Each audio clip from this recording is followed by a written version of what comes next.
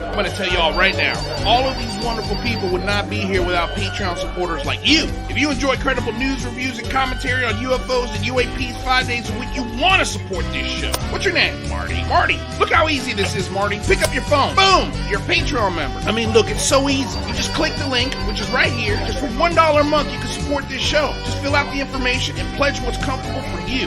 It could be $1, $5, $10, or who knows. Just support. Okay, here's how to tie a bow tie. First, start by making one end slightly longer than the other. Then take that longer end over the shorter end, up and under. Pull tightly here and toss it over your shoulder for the time being. Take the shorter end, fold it into a bow, and hold it there as you take the longer end down the center like this, okay?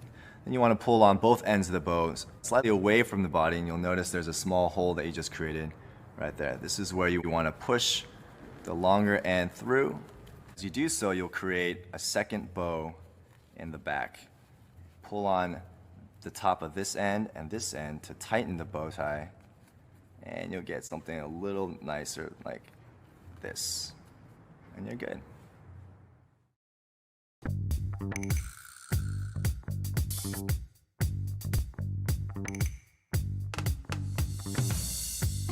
Hello, good morning, good evening, good day, good afternoon, and aloha.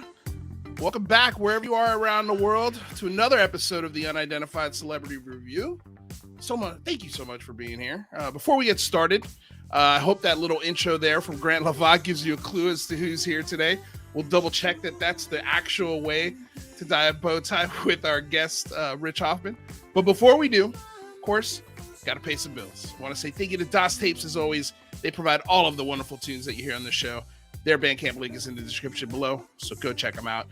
We've got the show that's available as soon as it's done airing on iTunes, Spotify, wherever you find your podcast. Leave us a rate and review. It goes a very long way to making sure that the podcast continues to grow. Truly appreciate it from you guys out there.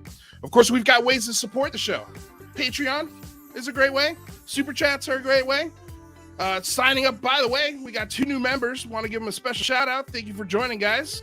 We've got Toby AM, and we've got David Gosling. Wonder if you're related to Ryan Gosling. If you are, tell him to check out our Patreon. Maybe he's got the guts. Anyway, thank you all so much for being here, everyone in the chat.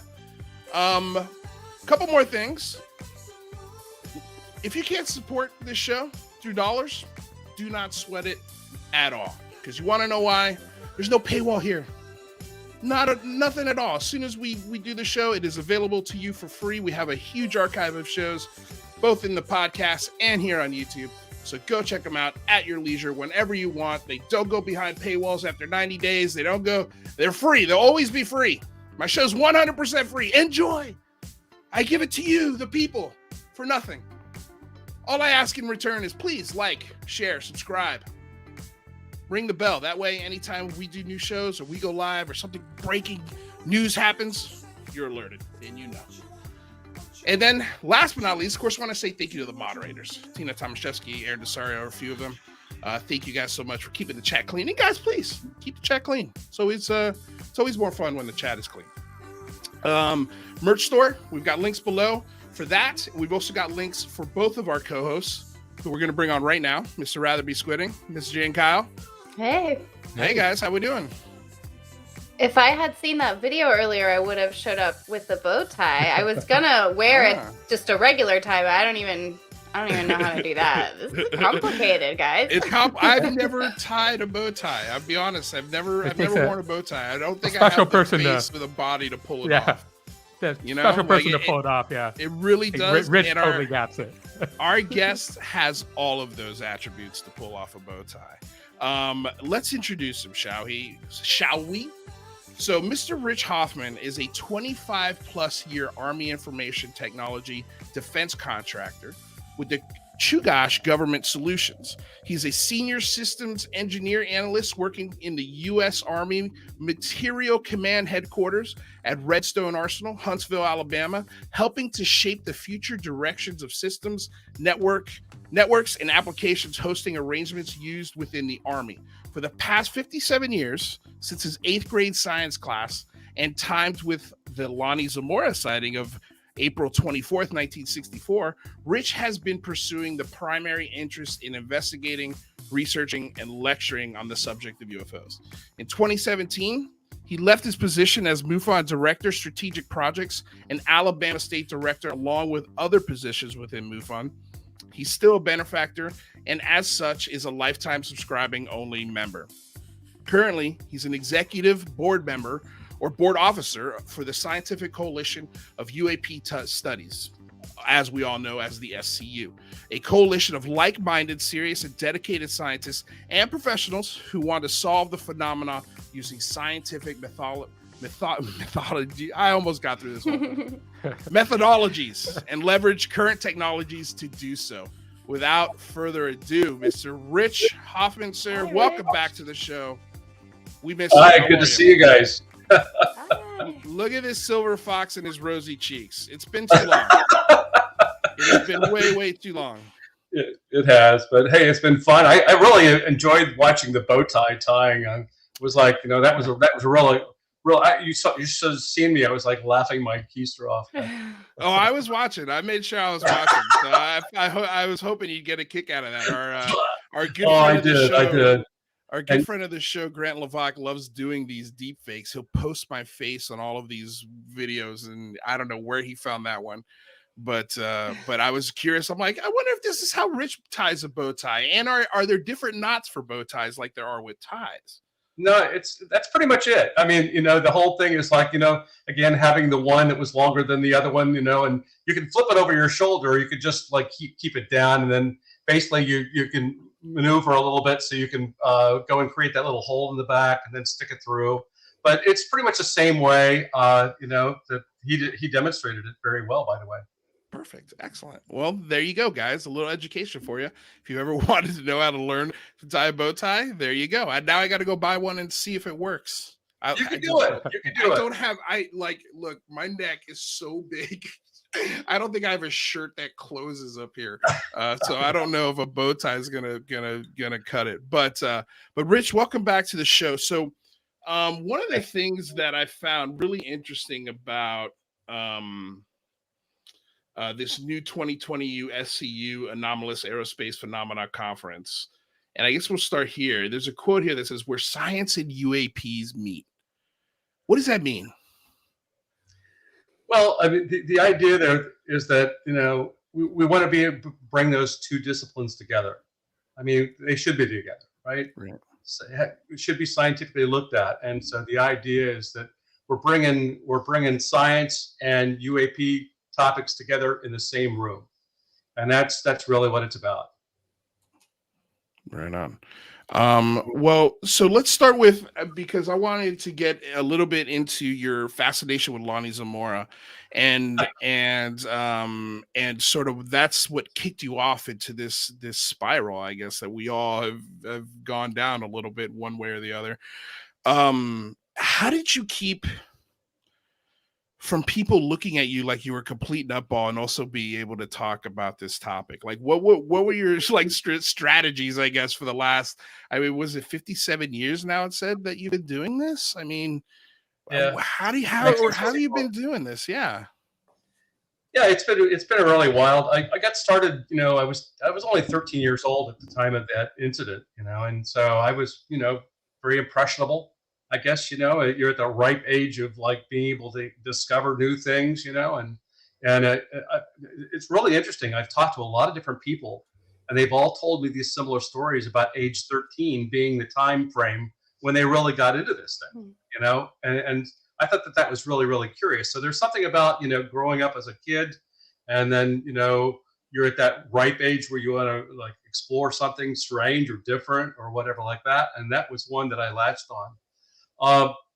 My situation was that it was an assignment to do a report on UFOs in my science class in 8th grade.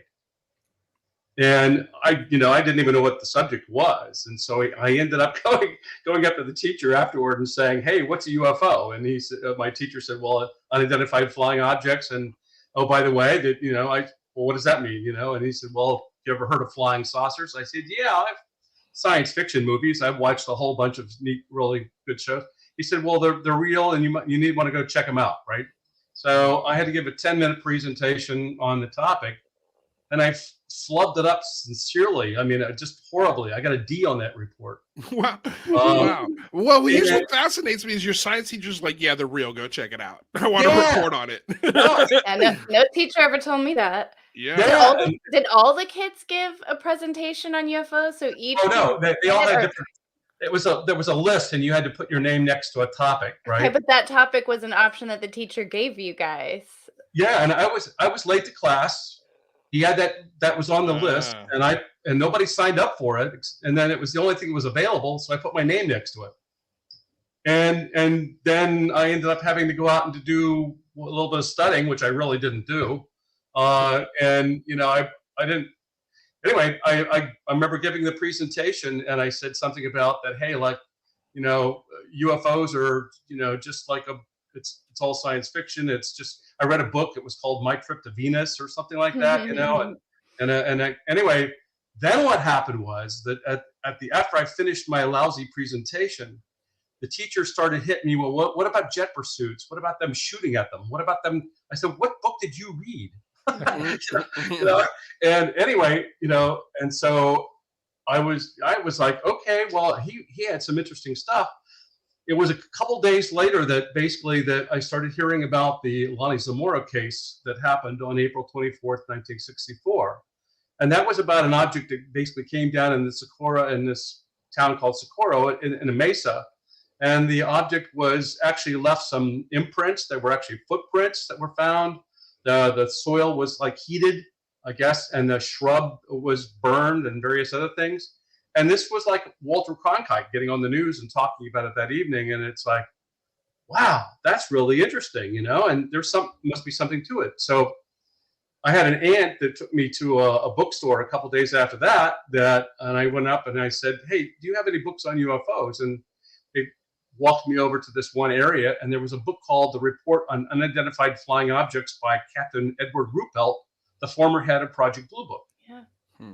And so I basically got the book, and I'm reading it, and I'm going like, oh my God, this is exactly what my teacher was talking about. Jet pursuits, shooting at the objects and all this other stuff like that.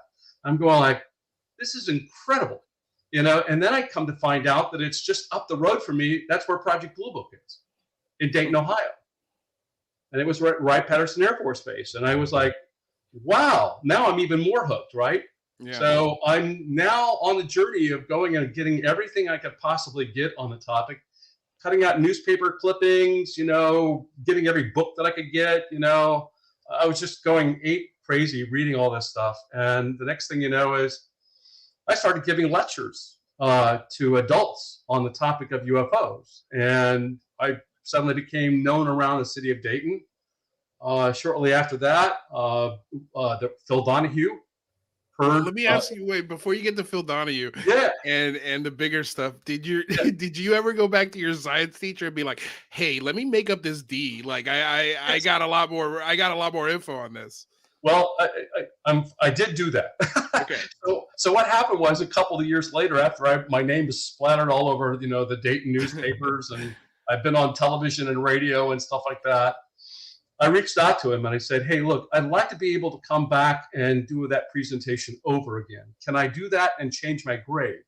He said, well, I can't change your grade, but I'll let you come back and talk to my students. So I did go. Really? Yeah. He didn't let you change the grade? No, he said it's too late. Oh my God. Too late for that. But he did say, if you'd given this back the day, I would have given you an A+. Oh man, come on, guy. How did the kids react to? Oh, they just ate it up. I mean, wow, they were all excited, and see, they were at that ripe age of 13. Right, you just got a whole new bunch of ufologists. Right? Yeah, for sure. And they're going to come back and talk to you later. Well, it's really funny because I went on and already, there for a number of years. I was doing preschool teaching, and I was a science teacher, by the way, and everybody knew that I was into the UFO subject and stuff like that. And I had kids that were in my science class that went on to become like nuclear physicists and stuff like that. I'm thinking like, wow, I might have done something good, But anyway, you just don't know, I guess, is what I'm trying to say. And it was so much fun. But yeah, that's how I got hooked into it, Lou. I just went on from there, and I just became the UFO guy in Dayton, Ohio. Well, let me ask you this. I mean, how do you? I mean, because it feels like 13 is that's when I had my sighting. Weirdly enough, Yeah, and I was into the subject around that age as well. So I'm wondering what your perspective, because I always have a struggle. Like, I'd love to talk to my nieces and nephew about this, but I also don't want them to go down a path of pseudoscience that I know is not going to serve them well down the road. So how do I excite them about this, get them curious about it in a way that they find the right scientific methods, if that makes sense? It does make sense. In fact, I'll just point out to you that Robert Powell wrote a book for kids on this subject. And in fact, it's on Amazon. So maybe if you look up his name, you'd be able to find that. But it's actually a book by Robert Powell that was dedicated to kids to be able to help them understand where you might go with that and to keep it and treat it scientifically. So I want to give a thumbs up to a little plug, Robert. And there are others that are doing that as well. I could probably give you a list of them, but I think that it's important that they get a root grounded in science, I guess, if you would. Let me share with you what happened to me was that after I got onto this subject and I found it so intriguing, it actually propelled me into science, because I figured that you had to really study and know about what's out there before you proclaim that something is unexplainable, right? Or an unknown. So, there's a de-escalation of hypotheses you go through, when you see these things, right? Well, it was a bird, it was a plane, it was this or that. And then, no, it performed like this. No, it must be something else. Anyway, the idea is that you go down and you actually use science to be able to understand it, right? And then you have to understand that there's a lot of things up in the sky that are all misidentified, very easily misidentified. And there's more and more every year we go on, I mean, there's new kinds of aircraft, new kinds of drones that people are putting up.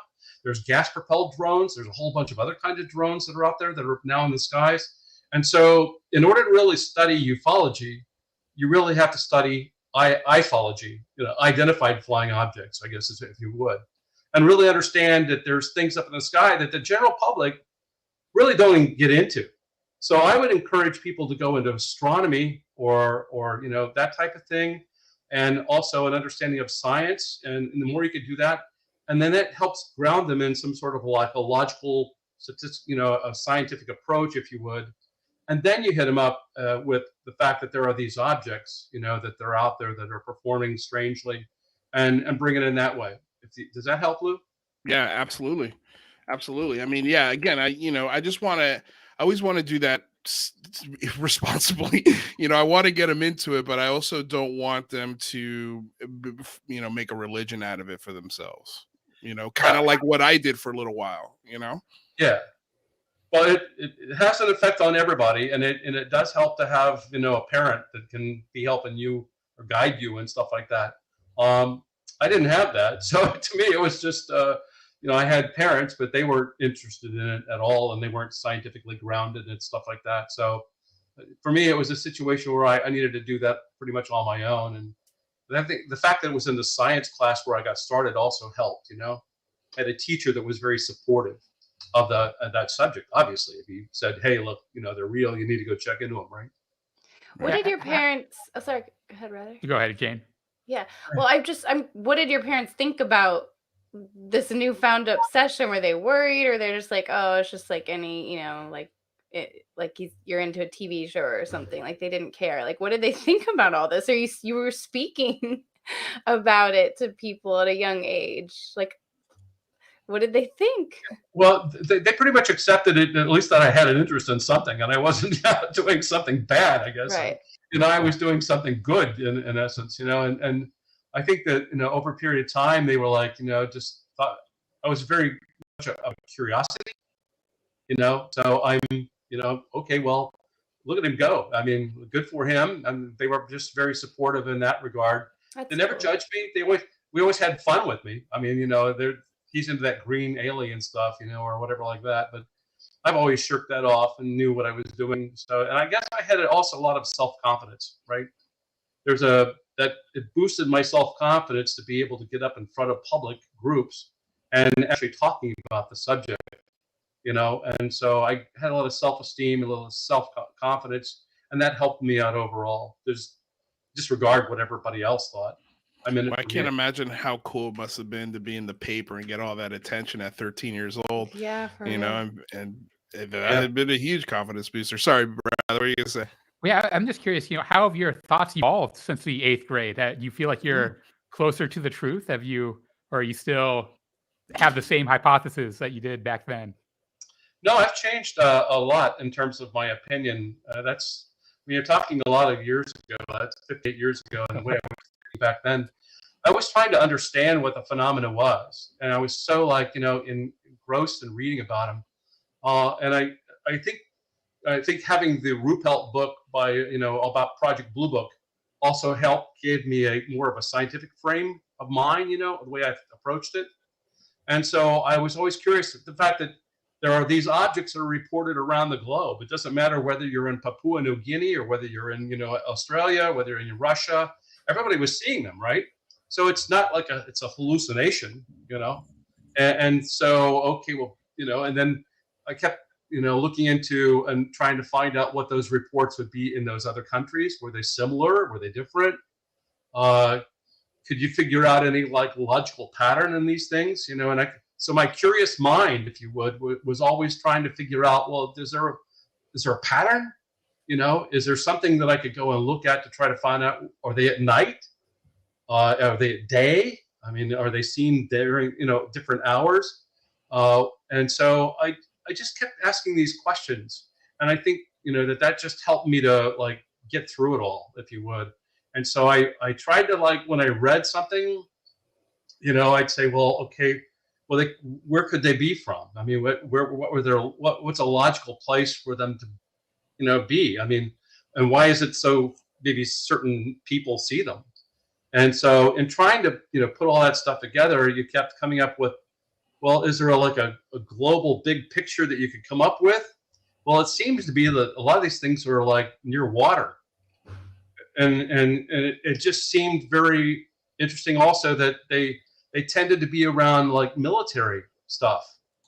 And I kept early at that point in time, I kept thinking that that's an interesting hypothesis that you ought to look into or study or find out if there's really something to that, right? And over the years, it's proven true. I mean, my thinking back then was pretty much on target because that's exactly what they've been doing even now, right?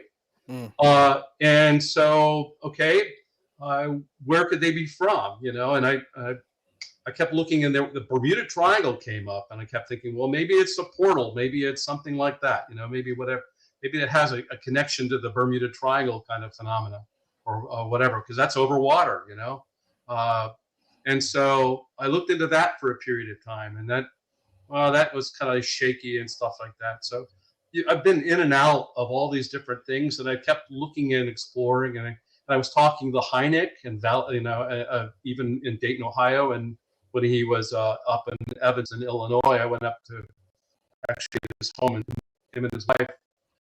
But I was being shaped by them and listening to how they talked about it as well. And it was very clear that there was just no really good, strong understanding of what this phenomena was, where it came from, and even today, that's pretty much the way it is, right? I mean, we just don't know, and we speculate, and we go crazy trying to figure out if there's any way we could figure that out.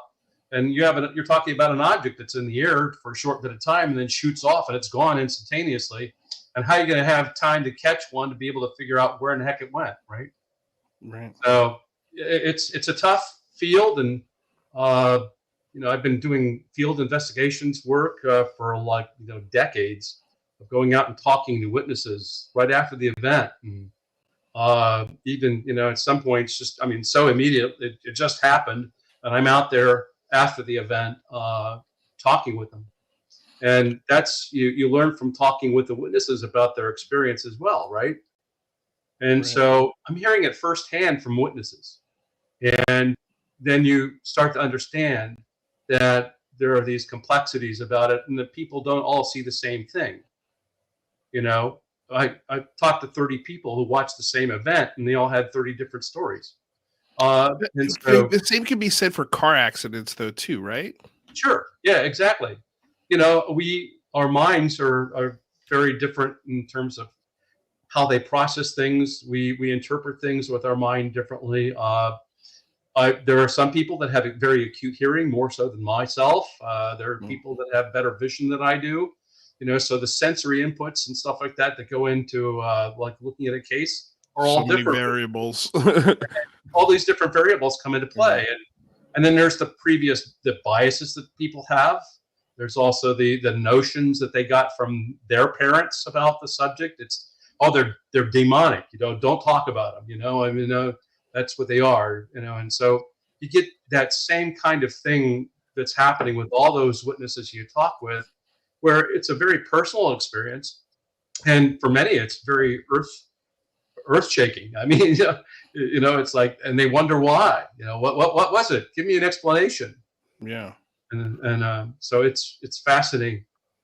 We've got a few questions from the audience. Did you have anything that you wanted to follow that up with, rather? Well, I was just curious, as well as if your interest in the subject influenced your professional career. Did you get into the Army and started going through that to try to find answers, or was that kind of unrelated interest? Rather, you are just amazing. You know, I want to point out to you that what happened was, I first off, when I was of age, when I was in college, and it was like my first year in college, I actually signed up to be in the Air Force, right? And I actually got a uniform and everything else. I was going to join the ROTC in the Air Force with the intent of going in to find out and get the answers myself, right? And the problem was that at the time, when I took the physical, they said that I couldn't be in because I had a heart murmur and rheumatic fever. And so I immediately had to turn my uniform in, and that was the end of my Air Force career. Anyway, that was my intent, right? So then later on, I'm now into the computer world, and I'm teaching computers and various other things, software, and you name it, setting up networks and everything else. And I had an opportunity to go work at the Army Materiel Command, which was in the DC area, right? And I realized that the Project Blue Book was under the Air Force Materiel Command. So I thought, well, this is a good opportunity. I'm in a sister organization and get into the DoD, you know, and basically just see what I could do to be able to, you know, find out, right? So here I am, and now I'm working with the Army Materiel Command, and I'm looking, and I keep exploring, and I keep connecting with people, I keep asking questions. So you're asking, right? This is exactly where I want to be, right? When you went into the Air Force, did you go in going, man, I'm going to get this information and get out and tell everybody? or were you just like, I'm going to go as deep as I can go and get as many answers as I can without getting in trouble? Yeah. I'd like to be able to go into that like Alice in Wonderland type of thing, you know, and experience a deep dive, right? Over the many decades that I've been engaged with the Army and stuff like that, I've actually tried to look around to see what interest was out there, you know, and also on classified networks and things like that. And I just never really found much at all. It's not till you get into top secret networks that you actually find out that there's an extensive network of people talking about U.A.P.s. And so, are you in those networks? I'm sorry? Are you in those networks, participating in those conversations? Well, no, but I'd like to be. I don't know if I believe that. I don't know if I believe that. I don't know if I believe that. I think that Silver Fox has got a lot more connections than he's putting on, and he's having some conversations in some interesting circles. I do have interesting conversations with a lot of different people. Let's put it that way. There you go. All right. But yeah. So anyway, for me, it's been like one of those things where it's been enjoyable. My cube is decked out in UFO gear. I get people asking me all the time about, you know, the subject, and they want to watch me on the shows or something like that, you know, and so I got to let them know. And it's just been, that's what it's been like. It's really, really enjoyable. And, the other thing I was going to tell you was that, you can imagine after Blue Book closed, everything, like your legs were pulled out from underneath you, and you were no longer, this was not a credible topic to talk about anymore, because the National Academy of Science said, therefore, there's no threat to national security. Let's put this all aside. And then if you tried to submit a scientific paper on it, it would be rejected because we don't talk about that stuff, and so it was kind of like, to me, it was, in my perspective, because I was there during Blue Book. I was in what I call now the dark ages. It was the dark ages, and then suddenly good old Lou Elizondo and stuff that came out in the 2017 period with all those videos, and suddenly the lights came back on again, and now people were talking. And since that time, I've been focused on bringing scientists together to be able to have a conversation, and I'm glad to say that we've been able to achieve that. Yeah, and we're going to get into the conference in the second hour here. So, Aaron Desario, I'll get back to this question. But we did have a couple of questions from the audience that I thought were pretty good. This first one is, how can our science possibly get a handle on beings whose science may be, and this is of course speculation, 4 million years ahead of us, or let's say a substantial time ahead of us? That's kind of a good question. I mean, what if they're displaying a type of science that either we haven't tapped into or discovered yet? What do you think?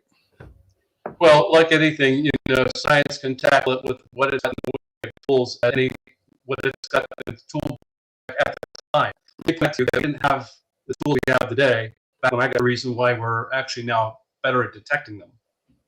Okay, is that our toolkits have improved to the point where we can actually have now sensors that can look through the different parts of the electromagnetic spectrum and get information, or have it trigger something to be able to allow us to do a better job of detecting them. And our cameras have, can see it. We're not just looking at it visible, we're looking at it in other parts again of the spectrum. Yeah. And so it's good for us to be able to have that, those kind of tools. And so for me, it's one, I believe that we can still do it. I think we can still detect them, or at least try to learn about them to the best of our ability. They seem to have an interest in nuclear. Well, guess what? Just go create a nuclear honeypot and have them all come to that honeypot and do all your tools and your detecting and running everything to have them come to that little spot that brings them all there, and there you got it.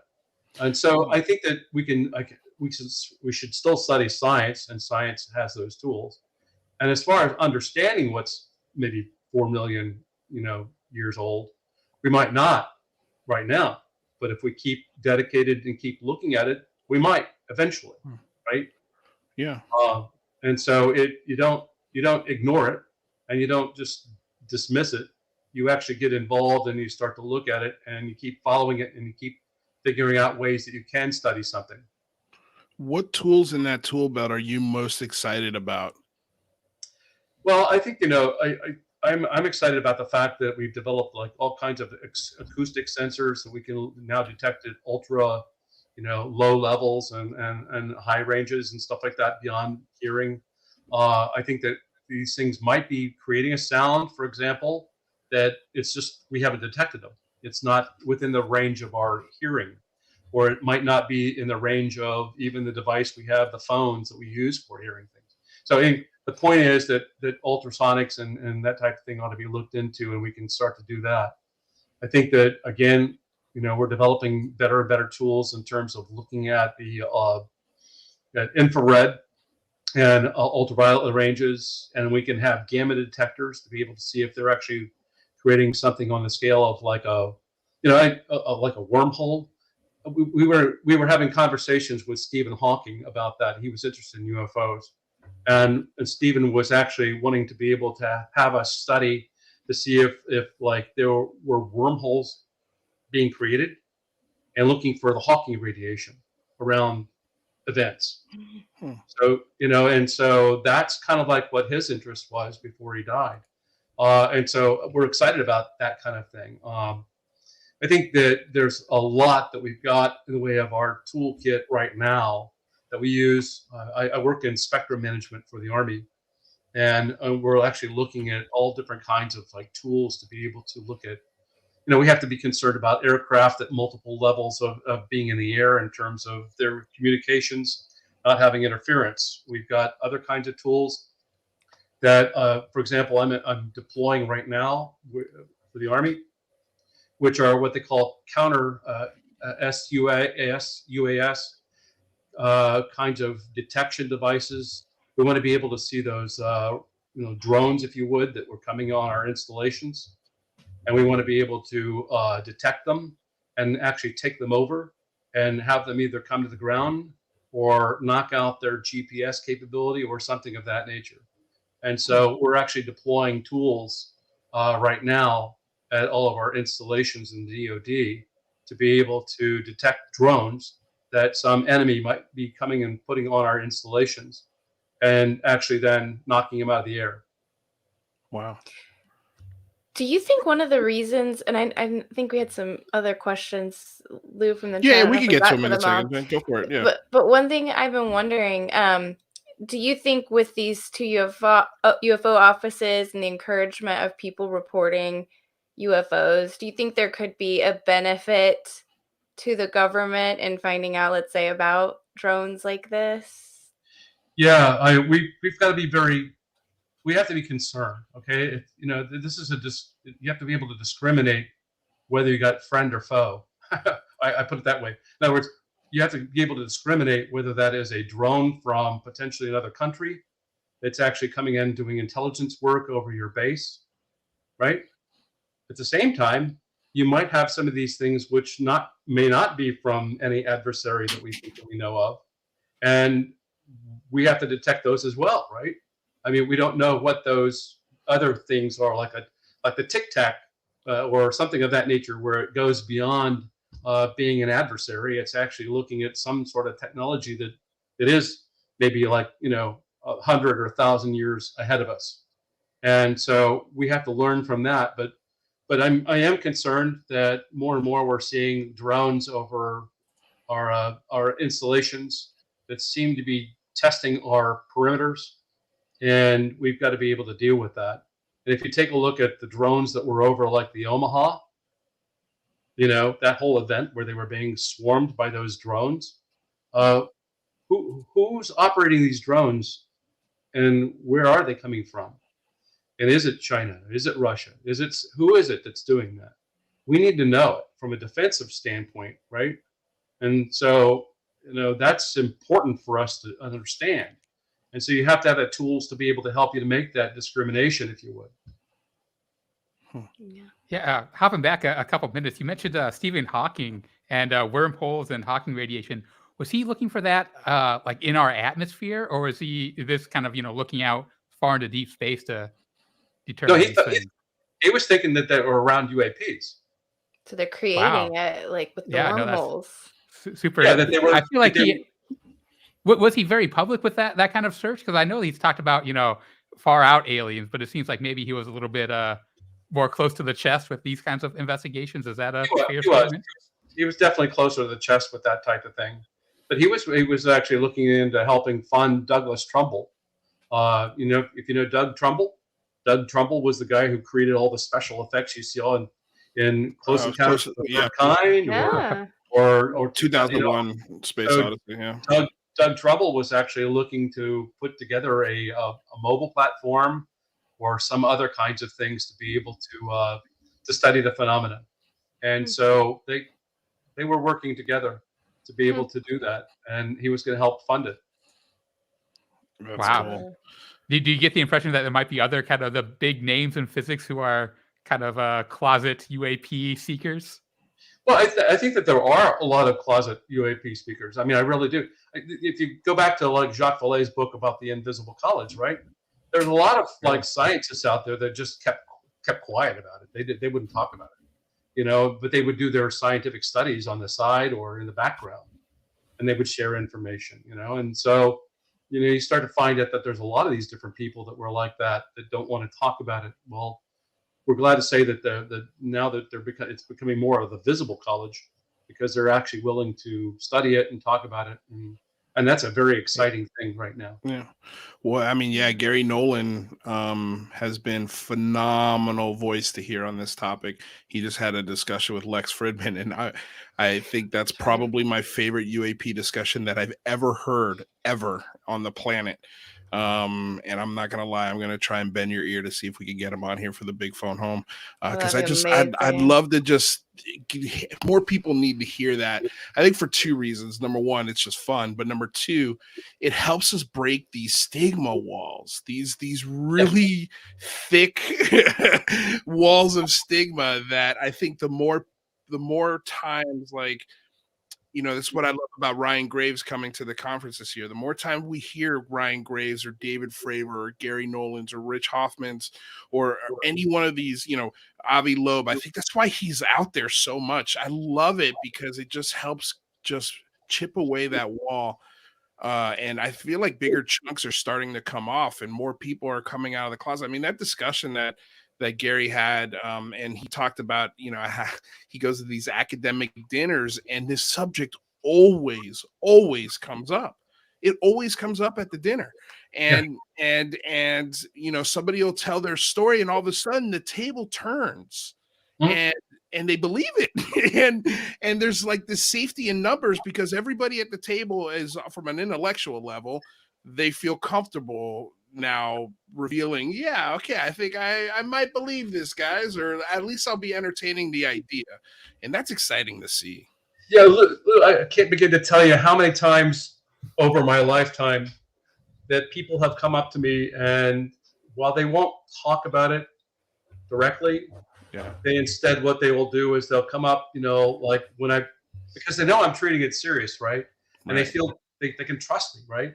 And so they will come up and have incredible stories about what they've experienced. And I said, well, did you report it to anybody? No. Did you tell anybody? No. Yeah. You know, and so, I mean, and yet you could see from just talking with them that they were like, this was a monumental event to them. Right. And it was like, you know, and wow, would this be great if everybody knew that, right? And so that's going back to that stigma you talked about and what people will accept or believe or whatever like that, and how it's being shaped has influenced a lot of their opinions. I mean, if you think about it, like I grew up during the time when the dark ages, when we had the weekly tabloids, and you'd see like Hillary Clinton holding a baby alien or something like that, flashed on the front page of the tabloid, right?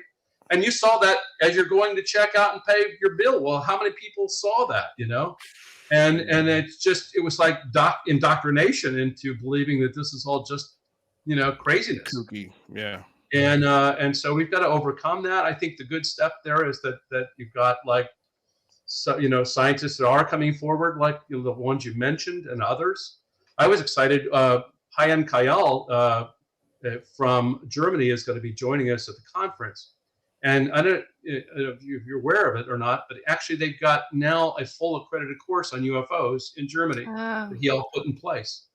So this is yeah, no, this is I am so fascinated. College now, I have to go back and get my new degree. I gotta go back to school.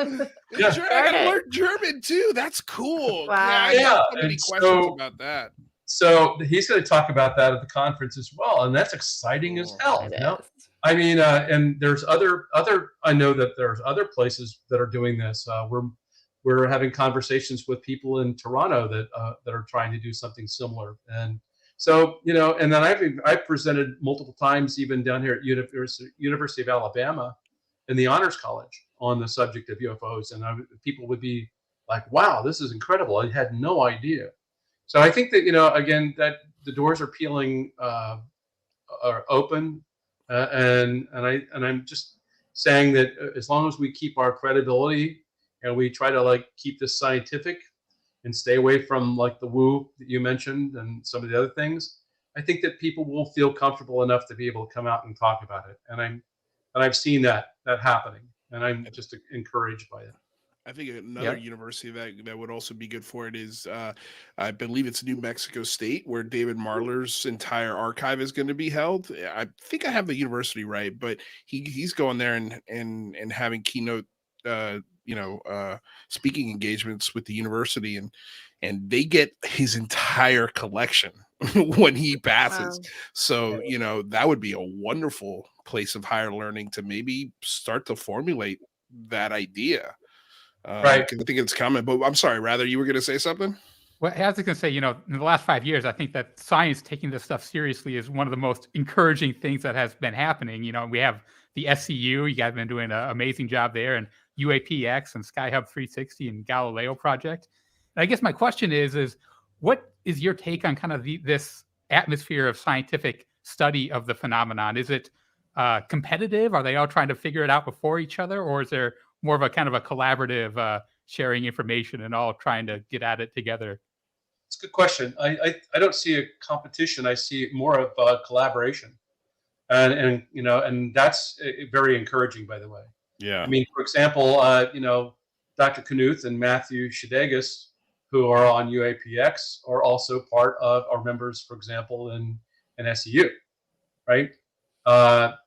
I don't know if you know it or not, but Chris Millen just joined us as well. So we have Chris Millen now. But I was just going to point out that a lot of these, like other people in other disciplines and organizations are starting to have the conversation together, and that's encouraging. So I think that I'm hoping to promote that, but I think we need more conversations, less of this competitive. I'm this organization, or I'm that, or I'm not going to share with you, and I'm not. Right. So I think that we're trying to broach that topic and bring everybody together, and that's why we consider ourselves a coalition. By the way, right. We're a coalition of like-minded people who want to be able to see science used in studying this, and that's a great thing. Well, I don't have the degrees or the brains to get into this coalition, but man, I'd love to just shout it to the rooftops and help you guys talk about it in whatever way I can. Is there a way for a common man to help? Well, there's community access members. Yeah. You can be a community access member and basically just, be a part of us and help support us. What we go beyond that where we move into the more scientific world, is where we have contributing members who are helping to contribute to papers, doing the reviews, doing peer reviews of articles and papers and things like that. Also helping to do a lot of other kinds of things. But I encourage people to get on board with us and help us out, because that's a coalition of like-minded people who want to see that, and that's really the requirement. We don't want to get into the other aspects.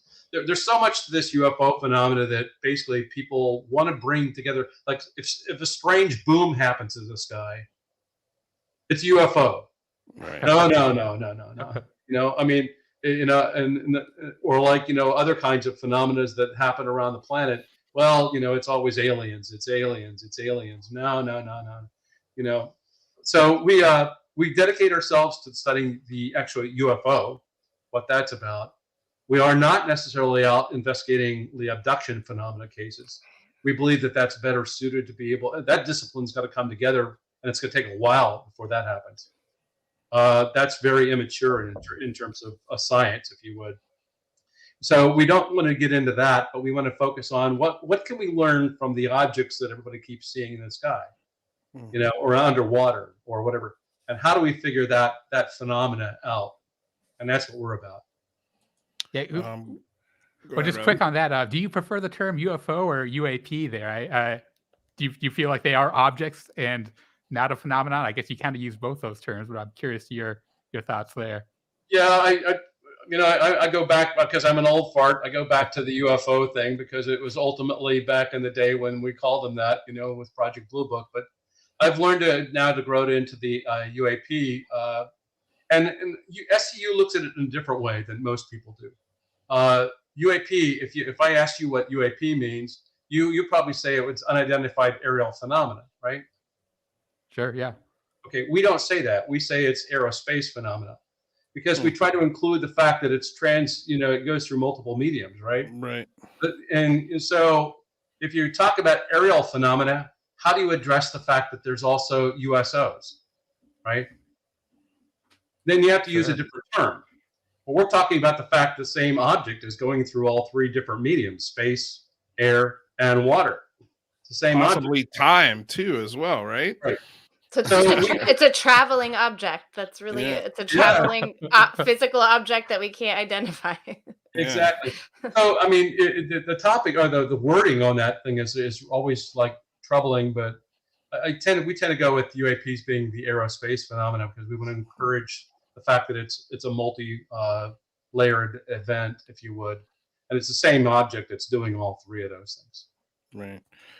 Cosmo Warrior Zero asks, "What's the most compelling evidence of late that makes him believe that we're not at all alone?"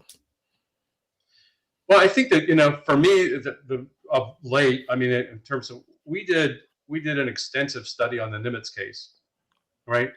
We wrote a 277-page paper, which is available on our website, and we basically went through that whole thing, looked at the physics of the object, looked at the fact that if an object is dropping from 20,000 feet and stopping in 0.78 seconds above the water, that it's I mean, first off, what object, and it does it without breaking the sound barrier or creating a sonic boom. The fact that it didn't disintegrate dropping like that because it was about the size. I mean, if you dropped an F-18 from that same altitude, it would have been parts and pieces, and if anything were in it, would have been splattered on the bottom of the aircraft. So what kind of material or metal or whatever like that material can withstand that kind of a G-force? Also, at the same time, it has the kinetic power on that thing would have been equivalent to the Hoover Dam in terms of its output. So and it didn't have that. And so you take a look at that and you say, well, what kind of technology can produce that's in the shape of a tic tac, which is not aerodynamic at all, and at the same time has no kind of propulsion system that's visible on it that you can see. And then the fact that it stops instantaneously above the water, how can you replicate that? And there's nothing that we know of on Earth that could do that at least our present time. Right. And so to me, that's extremely compelling. I mean, I can't get any more compelling than that. What comes close to me is probably the Aguadilla case, watching an object split into two. I loved your breakdown of that. That to me was one of my favorites. I wish we had a cockpit recording of that, though. Oh God, that would be great if we could hear what the pilots are saying as they're tracking this. Oh, no kidding. There's four people on that aircraft, and all four must have had their mouth hanging wide open and dropping and saying, "What the heck is that?" Yeah. The Kepler asks, if we're dealing with more than one type of UFOs from different origins, what on earth could appear very noticeable to their instruments? Maybe they're using, maybe they're used to seeing global warming signatures, which is kind of what we're going to be looking for, right? Through the James Webb, we're going to be looking for biosignatures and possibly signs of pollution on other planets, right? Well, it's interesting to note that we suddenly have these objects that are coming into our skies right after we're doing all these nuclear detonations. Nuclear testing and stuff like that, and the atolls, and some of the other things that were going on. If you think that they have a base underwater, which I told you before, that there seems to be a connection, like maybe that's where they're hanging out or hiding, let me put it to you this way: there's multiple hypotheses, and all of them could be in play. Okay, when I try to give you an explanation or something, I talk about one, that might be just one part of the phenomena overall, that there's a whole bunch of other explanations for other ones that we don't know. So, but anyway, going back to the fact that you have things underwater, right? If they had a base down there and you were detonating nuclear bombs in the water, wouldn't you be a little bit concerned about that? Perhaps, maybe like, what the heck are the natives or the ants doing above ground, and what are you doing to your planet? And so suddenly you pop up and you want to do all these investigations. You want to check them out. You start going over their military bases. You find out where their nuclear sites are. And guess what? Now you're checking them out and trying to figure out what the heck they are. Can I deactivate them? And so I deactivate missiles and silos. Whoops, I accidentally activated one over in Russia. But, I was just trying to test what I had. And isn't it interesting that the objects seem to anticipate all of our military maneuvers ahead of time? Right. They obviously, if they've been around here for as long as they have, they already speak every language on this planet. They all know where everything is at. So it's like they've got that relationship and us figure it out completely. Yeah, I And mean, it's the idea of, and I know this is just one aspect of it. I like the idea of the ocean itself as a base. Like, because when I think of new like bases underwater, I think of like big hangar doors that open and these huge underground facilities lined with ships and aliens walking around. You know, like that's the thing that pops into my brain. But I think something that's even more realistically just possible. Because again, we go back to this idea of that this could be AI, these could be probes. And a yeah, perfect way for these things to hide would be the ocean, the deepest parts of our ocean. Just sit there because they don't need food, they don't need water, they don't, they could just sit there for a century and then pop back up, see what's going on, take some measurements, and then go back in and nothing to it. I think that when you talk about the AI and stuff like that, I think that that's really pretty much where we're heading towards AI, right? And I think that if you look at the sending stuff into space, is not a pleasant environment. And until we overcome propulsion systems to be able to do that, and then figure out the logistics of how you keep humans alive, that you'd be using robots or some sort of an AI to be able to travel. That's what Avi says, right? Like space is not an environment for humans. Like we should be up there. Yeah. So if you're going to do interstellar travel and exploration, to be setting up AI, well, guess what? What's to say that AI is not also doing some sort of traveling through time? And potentially these are the objects you see in the sky that are coming back through different parts of time, and basically they're maybe us from the future or something of that nature coming into play as well. And there's a lot of interesting speculation about that. Don't know if you've heard of Michael Masters. We had him last year in our conference, but we had him on the Big Phone Home. Yeah, so that whole thing about time travel and potentially could come into play, or at some point down the line in our future, even though our current science would probably say, well, no, it can't happen. You can't do this or you can't do that. I don't believe you say that, because I think if you look back through plenty of scientific background, we've changed our minds on a lot of different things, right? That's true. So you grow and you figure out and you learn something new, and then you find that you add it to your science toolkit. But ultimately, it's a situation where I think that possibly at some point in the future we could be doing that, and it could be conceivably that those AI are us or whatever. But it's interesting that there's like a surveillance kind of going on, and it's pretty much what we would do and how we would do things. They're surveying us, testing us out, checking us out, and then they go back and do whatever they do with that information. And then the fact that if you think about an organic kind of, they've got some sort of way of being able to negate inertia and mass, and turn it into like zero, and so maybe they're not impacted by inertia at all because they've just zeroed out their mass when they're dropping out of that from 20,000 feet to ground zero.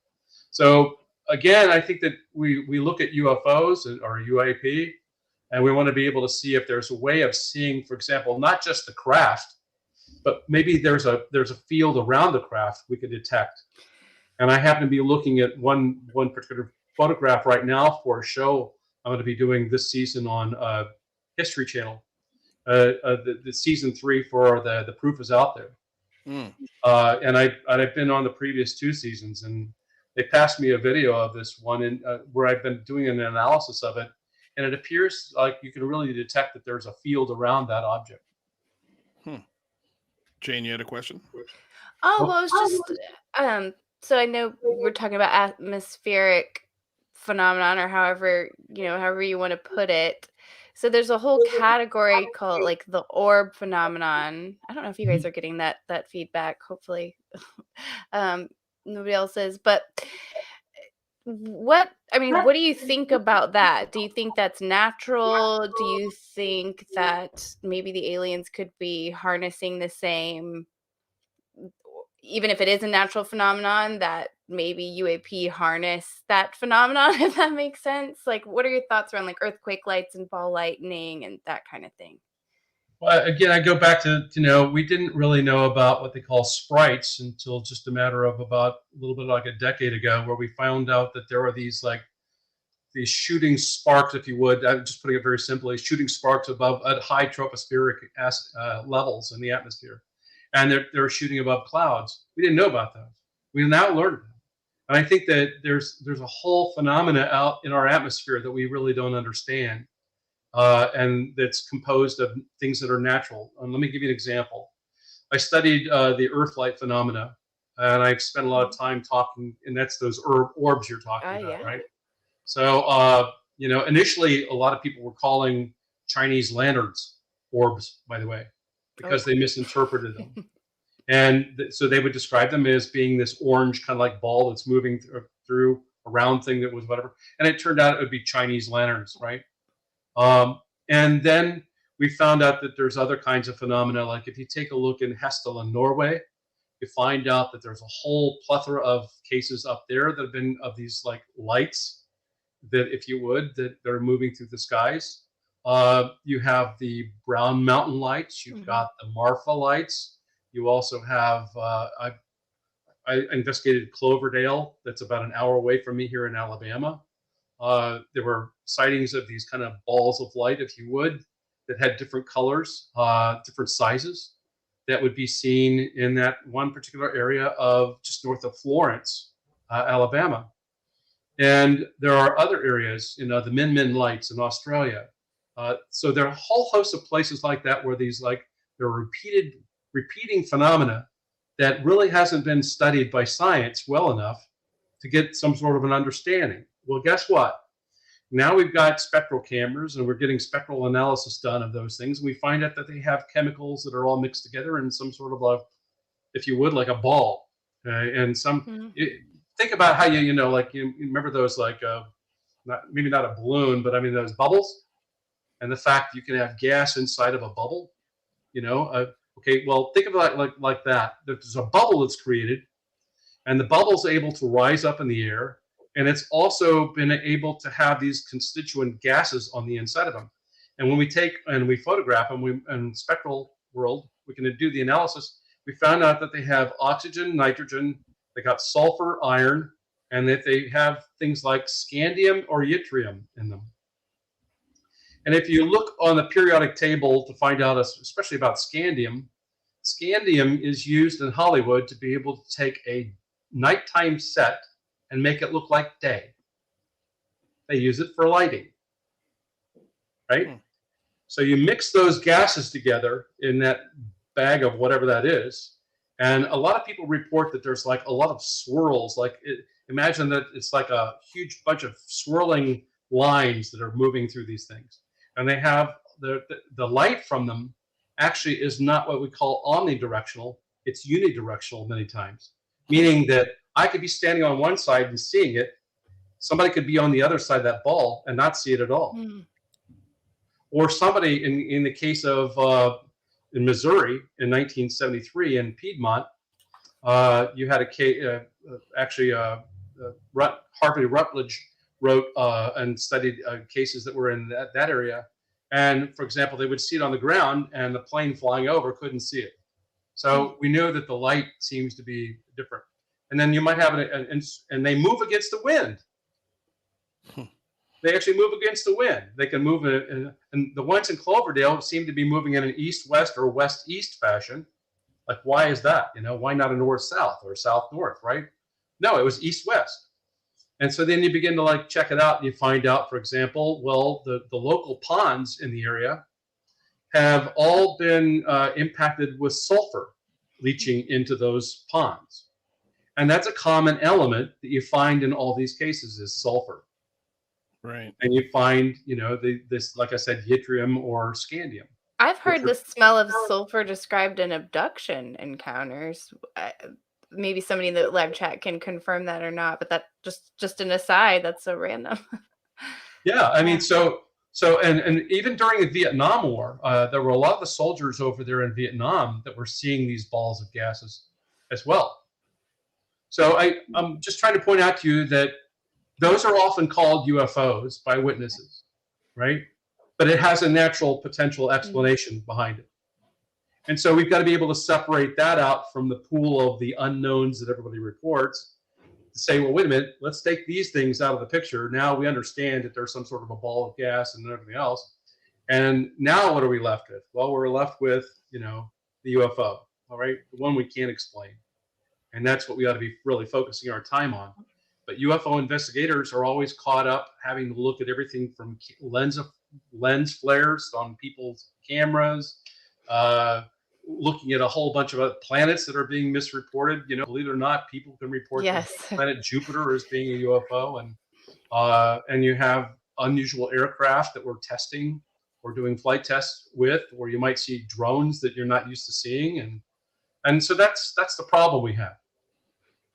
Yeah, it seems to me that some of the most credible sightings are the ones where the things that Gary Nolan is studying, where there's these balls of light in the air that kind of rain molten metal, it seems like. Have you looked into those at all? And do you have any idea of what those might be, prosaic or otherwise? I really don't know that much about those cases. I've never really, let me put it to you this way. I've read about them pretty much like you might have, right? Sure. I've never really had that in my tool bag, or if you would, my case counts. I mean, probably I've investigated about thousands of cases, and I haven't had a chance to hear that. But I know that there's a rare time when you might have like Ubatuba or something like that, where a piece of metal that is actually dropped out of an object. And I don't really understand that, other than the fact that, why that would happen. But I find it intriguing. And I am encouraged by the fact that at least Gary Nolan and them are looking into it. Well, you might want to have Rather join that conversation, because he's got a very interesting theory about that. He calls it alien poop. I think they're von Neumann machines gathering resources and reproducing and expelling their waste. But it needs to be a little bit more studying to solve. He's in the middle of writing a scientific paper on it right now. All right. Well, we'll get a peer review for you. How far it goes there. Right. Catherine Splashington with a funny comment says, I'm getting separated with my partner, and U.C.R. is literally mentioned in the divorce proceedings. Apparently, I neglected my family by spending 6 hours a week watching U.C.R. This show is just that good. I truly appreciate it, but please, I hope that's not true. Apologies to your family. Yeah, right. SDK 4422 says, could the U.A.P. phenomenon use nanotechnology material to be changing shape, and that's why they lose some material sometimes? Well, I wish I had an object that I could bring down and see if it was nanotechnology. But anyway, I do know that if you take a look, and this is something that was curious to me, if you look at the Roswell incident, right? If you look at that, there was like several types of debris that was found, and there was a metal that was easily bendable. You could bend it, as lightweight, and then you had another one that you couldn't bend it, and no matter how hard it was very lightweight as well. So remember, you heard him talking about he'd crumple it in his hand, and he opened up the hand, and it would go back to its normal shape. But take a look at that, and if you follow the thread, in 1960s, Battelle Memorial Institute, which was the research group that was connected to Project Blue Book all those years, likely got some of that metal, and they ended up in turn doing a lot of work and coming out with a lot of research that was going on in what we now call shape memory alloy. And in fact, that shape memory alloy, you take a look at it, there was a thing called nickel titanium alloy, a nickel titanium, it's called nitinol. And the NOL at the end of that nitinol, which is nickel titanium, is Navy Ordnance Labs. And so material was passed to the Navy Ordnance Labs, who actually did some studying and helped to develop nitinol, which we use in a lot of different ways in our aircraft and everything, propulsion system. We use it to morph metal, have it change shape, right? And so, there's a connection back to potentially Roswell of that kind of material being used and leveraged to be able to help us to further things. And now people are walking around with glasses that they can bend the metal and it returns back to its normal shape, right?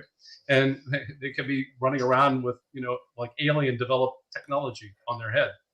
Oh man, we always heard that Velcro came from NASA, and I'll assume that that's true. What if what if it was an alien that had like a Velcro suit, and that's really that's really how we figured it out. I have to ask you. Everybody knows I'm obsessed with the flying saucers and just like the 60s and the 50s and that period. Have you heard or studied any reports, not so much shape shifting, but there being, multiple aspects to the saucer? So I've encountered a few encounters where people described like the top of the saucer coming out and then retracting in, and so at sometimes it might look like just a disc. Well, at other times maybe it could look more like a diamond or a tower, right? Or have you heard of any cases like that? I'm not as familiar actually with the Socorro saucer, or I don't think I said it right. Yeah, Socorro. Socorro, yeah. The Socorro saucer was interesting. It wasn't even saucer. I mean, I guess, yeah. It was more like an egg-shaped, an ovoid, if you would, that shaped object. But it had, interesting enough, it had like landing tripods, if we think about it and so that's why a lot of people believe, and those apparently, and a ladder apparently all retracted into the spacecraft when it took off and left Lonnie in the lurch. So that description indicated that there was like something that had that kind of thing, where we have a lot of other kinds of reports where they don't even have landing legs, if you would, or tripods or whatever, which if you look at the variability in the reports, they're all over the map. It's not like you have all objects looking like Lonnie Zamora's. In fact, that might have been the only incident where you've got that kind of thing. So it's a one-off, it's like, there it is. And so when you actually have witnesses, or you talk to witnesses and you have them describe it, there's not a lot of similarity in what they were reporting back in those days, except for the fact that a lot of times they would call them flying saucers, and they might say it's disc shaped, right? Well, let me put it to you this way. If you're standing underneath a disc, would you call it a disc shape, or would you say that it's round? Right? So it would be a circular. And so depending upon the angle you're looking at the object, you could describe it differently, right? I could be on the edge and see that it's long like this, and I might say that it's like elongated. It's cylindrical. Or cigar shape. When it turns like this, then I can see it. It might be oval. And then when I turn and I'm underneath it, it's round.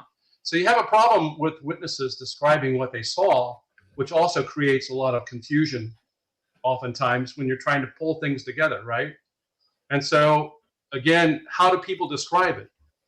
And they're using as much as they can to be able to describe it with words that they know, right? And so many times you also have people who saw the movie Earth versus Flying Saucers. And if you look in that Earth versus Flying Saucers, the saucer comes down. It has a retraction down below it, that a cylindrical kind of extension that comes down below it, and out walk the beings, right? Right. Okay, so what we also find out is a lot of people are influenced by watching TVs, movies, and everything else. And so suddenly they start adding that to what their story is. And then you have a problem with potential embellishment of their story, and they include that in there. And then you have to worry. So what I'm trying to tell you is it's when you're doing case investigations and you're talking to witnesses, you can't take everything on the basis of face value. You've got to be concerned about the fact that they're adding all kinds of layers and other kinds of things to what they're trying to tell you. And you have to understand and see if you can synthesize through that, come up with what really did you see. And if you don't have well-trained investigators or people doing that and they're collecting it, they add to that because they're trying to interpret it. And then they add their own little biases, their own kind of stuff to that report. And now you and I are sitting back like trying to study the phenomena, and we're reading about something that really didn't actually happen that way. And that's why you have to go back to as close to the source of wherever the information is as possible. That help, Jay? Yeah. No, that was great. Perfect answer. Go ahead, Rather. Well, yeah, I'm curious too what you think is maybe the cause of some of that, changing of what really happened in people's minds. Do you think that's dishonesty, or do you think it might be something like what people are seeing is just so we don't have words for it, we can't really describe it, so they really can't comprehend it unless they tie it back to something they've seen in media or something they've seen in a show. Do you think it's kind of something like that that's happening? Yes, I do. I really believe that. I think that ultimately we are impacted by those shows and those types of things we see it. In fact, many times people will describe it and they'll come out and say, well, it looked like the thing I saw in Close Encounters, or it looked like, this or that. And they use that in trying to help you to understand what it is that they saw. And we've seen that before. For example, if you take a look at the way it's portrayed, sometimes you see on TV, you might see that these entertainment shows doing a reenactment. Okay, they do a reenactment of that, and they have these graphics where they have like flames shooting out, and they describe it, the flames were shooting out. For example, in the case of 1980 in Hoffman, Texas, where you had the Cash Landrum case, where the Betty White or Betty Landrum, Betty and Vicky Landrum, Vicky Landrum, and the little boy, right?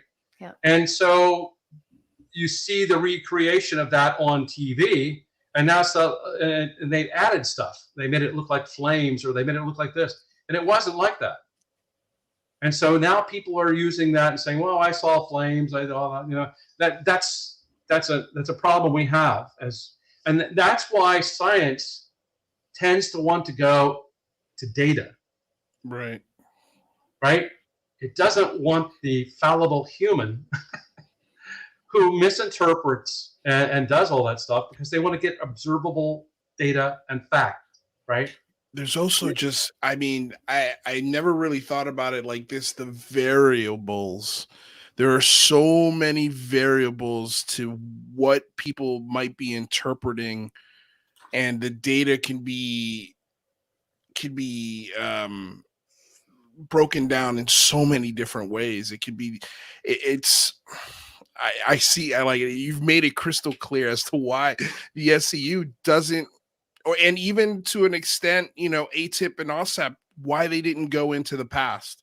And because it's hard to get, like you said, close to the source. Exactly. Like you have to get as close to the source as possible. And if you're 2 or 3 degrees away from that source, man, the story could change immensely. It does. And going back to your point, rather, when you talked about it, it was like people do over a period of time lose memory, and they fill things in with their minds, and they add things, and it, and in their own mind, that recreated story is what they believe, and that's what they're telling you, but that might not have been exactly what happened at the time. And so, and I just already told you the fact that, when 30 people are out watching the same object and stuff like that, they all have their own interpretation of it, and they've already done it back then, right?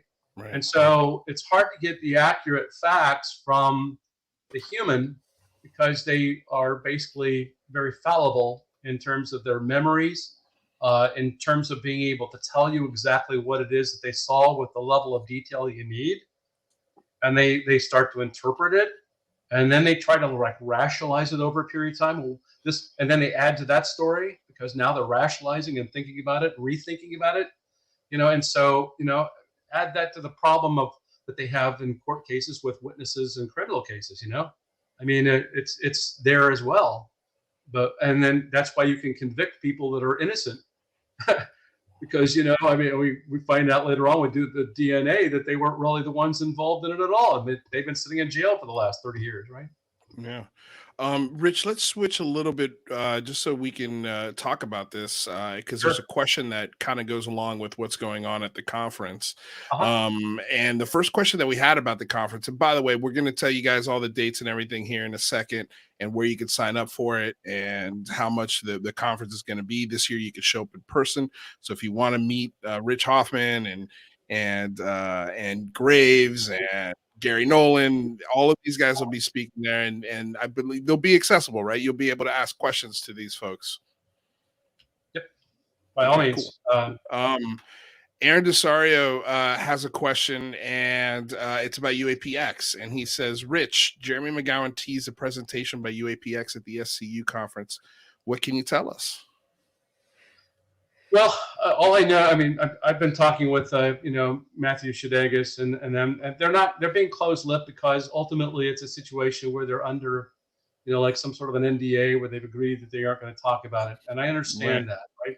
They don't want anything out of the bag until they're ready for that and they're out of that NDA. And so ultimately, they've not shared what it is that they're going to be talking about. All we know is it goes back to their technology that they had set up along the coastline of near Catalina Island or Catalina. And ultimately, we don't know what the evidence is. We're all in SCU very excited about it. Yeah. And they're going to be making that announcement there. Also, there's a movie called A Tear in the Sky that apparently a lot of these people are going to be engaged in, and it's got quite a cast from what I saw. Yeah. And so I hope that people will watch that as well. But we're looking forward to that scientific data being delivered at the conference. And I really don't know much more than anybody else does about what that is. What outside of that, what are you excited about this year's conference? And is this the third year we're doing this, or year two? Yeah, this is our third year. The first year we had it in Huntsville, it was in person. Right. And we had 116 people that came to it, and it was excellent. That's the one where we actually had Lou Elizondo there doing a presentation and giving us an update on what he was about. And we had other. We also tied in with propulsion systems. We had a lot of propulsion scientists there. It was well done, and everybody loved it.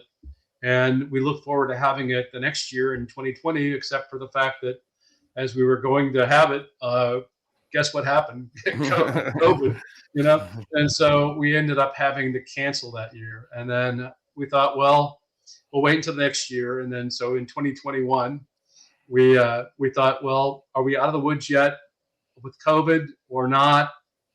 Let's go just have a virtual conference. So we had a virtual only conference in 2021. And we went up to 250 people, and there were a lot of people from around the world that were attending. This year, we're going to be going and actually I'm putting together a hybrid, which is actual virtual as well as a in-person.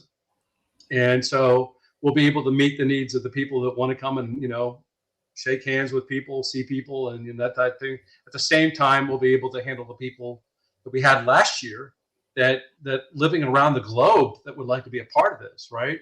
Well, they can be a part of it as well as some areas where maybe COVID's still a concern or whatever like that. They can still join in. And so I'm hoping to have even a larger crowd. We've doubled the number of presenters from last year. And oh, by the way, you'll appreciate this, you guys. When you want to do live streaming at a conference, you now suddenly have to have a production company actually do the live streaming, especially if you're doing that. So I actually had to have a production company that I was going to come in and do this. So it'll be very professionally done. And we're going to make, all the recordings and the presentations available for people. And we put together a tremendous slate of speakers. Robert Powell was the one that gets the kudos for that. And we came up with having panels. It seemed like a lot of people liked panels. So we actually have 3 panels that we're putting together. One on national security, implications of the UAP. We got one on an academics panel. And we put together a panel that's going to talk about the SCU projects that we've got going on right now, and the papers we're planning to put. So we put a really excellent group of people together, I think, and I'm very excited about it. I think that it's going to be by far one of the big events of the year. Yeah, I mean, last year's event was a lot of fun to listen to and hop in on. Yeah, and here's the thing. I mean, you get, first of all, you can go there, you can have access to all of these wonderful brains, which is pretty rare to get them all in one spot and be able to pick their brains at will. But I mean, some of the ones that popped off for me, John Alexander, Gary Nolan, Alexander Wendt, Kevin Knuth, Dr. Matthew Shigatis, who was just on the show a few weeks ago. All of these speak. Ryan Graves is, I guess, the one I'm most excited about. I'm just because I always love when folks like this speak, because again, just going back and breaking down, because anytime Ryan Graves speaks, I'm hoping that another pilot of his caliber who's also seen something sees that and goes, oh, okay, maybe I can come out and talk about what I saw or what I experienced, and Right. do it in the right way, that it doesn't violate national security or any of those things that, of course, the government is super sensitive about. Yeah, and he's Go also ahead. become he's become the chair of the. Yes. Okay, you already know about that. All right, he's become I the do. chair of that group in the AIAA, which we want to learn about as well and find out Right. where he's going with that. Right? Wait, what's And- AIAA? Sorry, I don't know. The American. Go ahead. No, go ahead. Yeah. The American Institute for Aeronautics and Oh, Astronautics. okay. Makes sense. They actually broached it for the very first time, talking about U.A.P.s. Last year. And Ryan was one of the presenters. We had Peter Reale also talked, Kevin Knuth talked, and so bottom line is we're going to have him come and hopefully talk about where he's going to be going with that now. Yeah. Something I also found interesting about Ryan Graves is that when he retired the Air Force, he joined the BAE Systems Fast Labs as a technology development manager focused on AI, hypersonics, and multi-agent intelligences, winning Helpful. programs such as DARPA's Air Combat Evolution TA-1 and the AFRL's Skyborg Vanguard program. So it's funny that I'm curious to know what his work in hypersonic, if he could even talk about what he's working on. But I just find that interesting, and I'm wondering if his experience maybe had a hand in him looking into what sounds like maybe alternative propulsion methods. Well, the way to go right now, a lot of things are hypersonic. I mean, hypersonic is the biggest thing on the block. Even here in Huntsville, we got Lockheed Martin built a facility down here. We've also got a hypersonics. I don't want to say a command, but it's a group that's actually looking and getting into hypersonics as well. So, it's an up and coming topic for sure. Yeah, and I was just reading Ryan Graves' biography here. He says he's currently a director of operations at Quantum Generative Materials, GenMat, a material science company using quantum computing-enabled AI to discover novel materials. Have you researched in, or do you know much about quantum computings and how that might unlock new novel materials that maybe might crack this riddle? Yeah, the world of material science is adopting AI and quantum computing type. That's on the forefront of where we're going to be going. We're all over AI in the Army. We're all over machine learning. We're all over a whole bunch of these other kinds of capabilities to be able to see if we can push ahead. And material science is just going off the charts in terms of where it's going. I mean, I see some briefings that just boggles my mind at how they're even doing it, and so it's pretty impressive. Do you expect? I feel like where this conference is being held, it's almost like in the cradle of the military-industrial complex. I mean, like how many folks are going to be coming to this that that you think are? Do you think the conference will be bigger than it was in year one? Do you think you're going to get more of the community from these Lockheed Martins, from the Skunk Works popping in there and seeing what's what? We will. When we had it in 2019, You probably don't know this, but what happened is that there were a lot of things that were going on with the financial for the government. They suspended. They actually had the government people out. Half of the base was empty because of funding issues. They didn't approve the budget.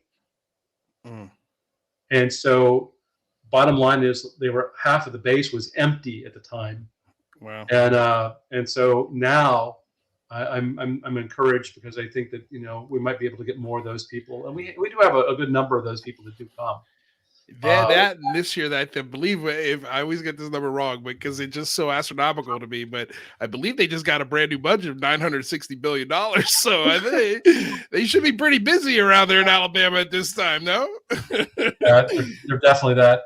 And, we still have, while it's being contested and stuff like that, the Space Command is supposed to be coming here. So you have also here in Alabama. Did you know that? Yes, I did. So Huntsville is, going ape crazy in terms of its growth. Right. Well, that's why I said it's kind of like the cradle of the military-industrial complex. Yeah. I'm curious to know how that, especially the Space Force Command Center, how that's going to affect the economy of Alabama. I'm assuming in a good way. That's a few $1 billion being infused into. We just had the FBI move here. Did you know that? That's 6, that I did not know. 6,000 jobs. They moved out of Quantico. They're coming down here to Alabama, here on Redstone. So you have them here. You've got all the space stuff. You have the commercial space stuff. So what you're saying is this phone call, this conversation is definitely being tapped. I think that's fair to say. Yeah. What's kind of the breakdown of the audience? Can you give us a rough estimate of how many people are government people from these agencies versus academics versus just, UFOlogists like me? Yeah. The funny thing is that we didn't bother to ask in the registration. So I do know that there are people there that I obviously know that are government, right? That are there, right? And they will be there. There's people that are also in the intelligence community that will be there that won't make it known that they're with me. Right? And so you're gonna have those. So I would pretty much tell you that the good majority of the people here will be somehow connected or somehow playing in the defense world or something like that. Rather, we're gonna have to maybe send you out there, buddy. I would love to go. Yeah. All right, we'll talk about it once we get off the show. But I think rather on the road. Rather on the road. Rather reports. Rather reports from the road at Redstone. I mean, yeah, a lot of R's. We could do a lot of different titles. Yeah, well, he'll change his name from Rather Be Squidding to Rather Be at the Conference. Yeah, there you go. Place to be. Catherine Splashington with a question says, if Rich was stranded all alone on a deserted island, which UFO case from history would he take with him? Ooh, wow, that's a very interesting one. I think she's got a couple other questions too, like this one. Does Rich keep his bow ties in a drawer or a special rack? If so, is it motorized? Oh well, I got a bow tie rack back in my room and stuff like that. I take them off and then I basically just hang them over that little rack and stuff like that, so I can go on. I actually had one that was made in England that has UFOs on it and stuff like that. Oh, cool. And so I enjoy that. But to me, it's a situation where if I were on a desert island, what UFO case would I want to be, I guess, taking with me or something of that nature? My God, that's a tough one. Did I ever tell you what my aha moment was? No. I've not really had a UFO sighting myself. I mean, I've had objects that I couldn't explain initially, but that I was able to later explain. Right. Right. But my aha moment came when I was on a case in Ohio in '73. We were getting hundreds of cases a week because there was a huge flap going on around the country. If you know anything about the Charlie Hickson and Calvin Parker and Pascagoula, that was during that same year, and there were a lot of other incredible cases that happened. But when we went out on a case investigation, there was a farm that had a lot of UFO activity around it or something like that, and the next day the farmer came out and found from looking out, they saw that in the middle of his wheat field, the wheat's gone in a perfect circular area, 70 foot in diameter. Hmm. And Gone, not pressed down, gone. It's gone. It's gone. Wow. And we came in with the team and basically went and started doing our analysis of that. And it was strange. In the center of the 70-foot area, there was an indentation in the ground as though something might have pressed down on it, right? And then as you go out in any direction, as you get out toward the outer perimeter where there's no wheat, you start to see a little stubble. And by the way, all the roots were gone in the soil, down to 2 feet deep. Wow. Gone. There's no roots. Okay, so as you then move out from that, you start to see that there's a little sprig of the wheat, and then you get a little bit. It's coming up, and there's a root. Obviously, just a little shoot, and then you get a little bit further out. Then you start to see a rotational pattern in the wheat, and you see puffed wheat around the entire 70-foot area. Wow. Puffed So wheat. so it's as if the thing was just slicing and dicing it up. Like it might have been spinning, Yeah. and then obviously the heat from it caused the wheat to puff. Huh. Okay, and you're picking up like a microwave radiation reading. You see this strange stuff with the soil and the way that happened up in that central area. Wow. And to me, it's like, you stand there in the middle of that and you're looking around and you're saying, and first off, there's no tracks going through the rest of the wheat. Like, if you brought in heavy equipment, obviously you should be clear that you do that, right? So the question is, how could I recreate that? What kind of device or what kind of thing could I do to create that same kind of effect? And you can't figure it out. There's no logical way of figuring it out, right? Did you have a Saturn V rocket come down and maybe heat and puff wheat or what? But you can't explain it. And so to me, that was probably my aha moment, because at that point I was just, I can't explain this. This is just, I don't even have to see one now. So you said there were lots of reports. It was a flap. What were people describing seeing? And I don't know if you mentioned that in the sky. Oh, well, the people were seeing all kinds of things, I mean, disc-shaped objects that were flying through the sky, the strange balls of light that were flying around. You had reports over Wright-Patterson Air Force Base itself, and you had witnesses like, there was 22 police officers that were out with witnesses, and for a half an hour they watched an object that was moving around and darting around in the sky that they couldn't figure out what it was. And then at one point it came over the police officer, and it was his photograph. He got a Polaroid camera, took a picture from underneath of the object going over, and it was that whole story was splashed on National Enquirer tabloid by Bob Pratt, who covered the story. If you look at the book called U.F.O.s,